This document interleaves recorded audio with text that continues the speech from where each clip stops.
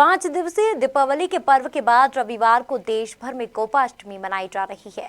वहीं राजधानी भोपाल में मुख्यमंत्री आवास पर सीएम शिवराज सिंह चौहान ने गोपाष्टमी के अवसर पर गायों को फूल का हार पहनाकर पूजा अर्चना की, साथ ही गायों की बछिया का दुलार किया।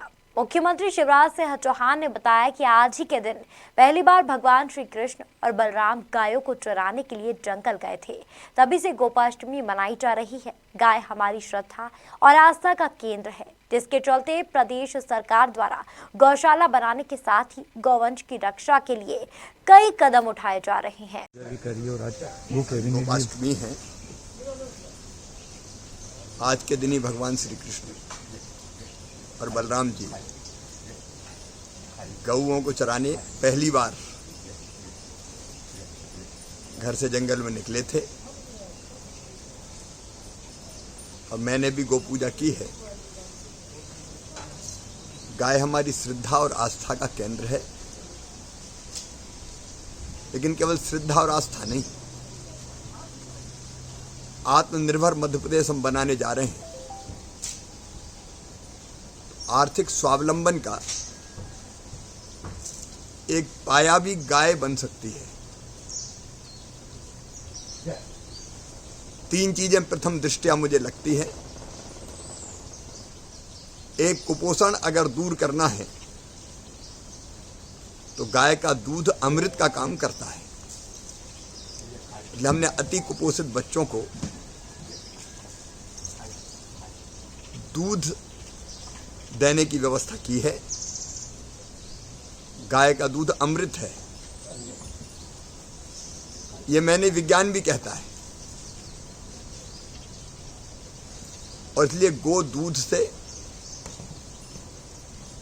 हम अपनी आने वाली पीढ़ी को, अपने बच्चों को स्वस्थ करें। गोदुग्ध तो अमृत है ही, लेकिन गोबर का उपयोग करके विशेषकर 2 चीजें। एक, केमिकल फर्टिलाइजर के कारण हम जो आज अन्न का सेवन कर रहे हैं वो विषाक्त है। जैविक खेती और विशेषकर गोबर पर आधारित जो खाद है उसका उपयोग करके हम धीरे धीरे इस विषाक्त अन्न से मुक्त हो सकते हैं। मैं जानता हूं कि एकदम ये काम नहीं होगा, लेकिन गाय के गोबर से या गोबर से बनी खाद, गाय के साथ साथ पशुधन भी शामिल है, गाय हो, बैल हो, बछड़ा हो, अन्य पशु हो, वो हमारी जमीन के लिए अमृत का काम करेगा, भूमाता के लिए अमृत का काम करेगा। हम अपनी जमीन की उर्वरा शक्ति फिर से बढ़ा सकते हैं। उस दिशा में गाय संजीवनी सिद्ध हो सकती है खेती के लिए। और दूसरा है गो कास्ट। जंगल कटने से अगर बचाना है, पर्यावरण की सुरक्षा अगर करना है, तो लकड़ी की जगह गो कास्ट मतलब गोबर से बने कंडों का उपयोग। इस दिशा में रामबाण सिद्ध हो सकता है। अंतिम संस्कार के लिए गो कास्ट का उपयोग किया जाए। हमारी गौशालाएं पर्याप्त मात्रा में गो कास्ट बना रही है, मतलब गोबर के कंडे बनाए। लकड़ी की चिता जब हम सजाते हैं तो जंगल तो कटते ही है, लेकिन लकड़ी टूट टूट के गिरती है और इसलिए अस्थियां भी टूट टूट के बिखर जाती है, अस्थि संचय में कठिनाई आती है।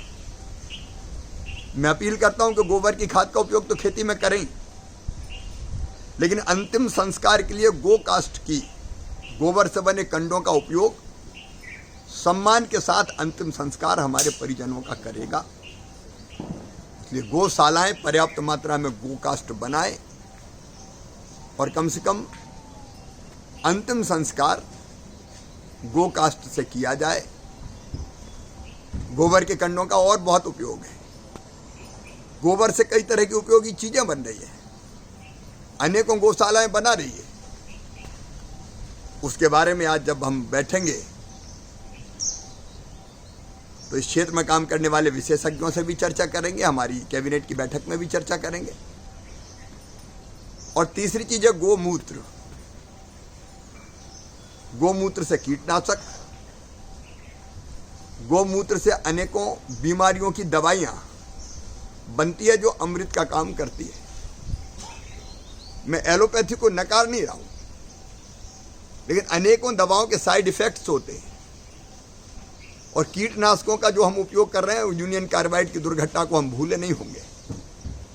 वो हमारी फल और सब्जियों को, फसलों को और विषाक्त करता है।